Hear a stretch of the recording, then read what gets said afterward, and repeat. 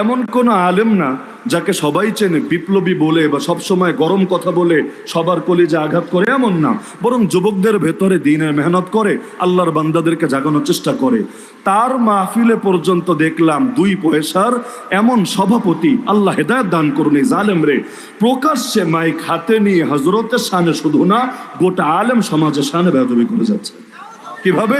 Mic হাতে নিয়ে বলছে হুজুররা কি করে, হুজুরদের কি অবদান আছে, আমরা যারা টাকা পয়সা দেই, আমাদের টাকা পয়সায় সব চলে, মসজিদ মাদ্রাসা যাই হোক, আমরা যারা টাকা পয়সা দিই, আমরা স্টেজে উঠলেও পয়সা দিয়ে উঠি, আর হুজুররা তো ভাড়ায় খাটে, হুজুররা ওয়াজ করলেও তো পয়সার বিনিময়ে তারা ওয়াজ করে। তাহলে এই হুজুররা, ইমামরা, তারা কি পরিবর্তন করবে সমাজকে? তারা তো নির্দিষ্ট একটা ক্ষুদ্র দায়িত্ব নিয়ে আছে।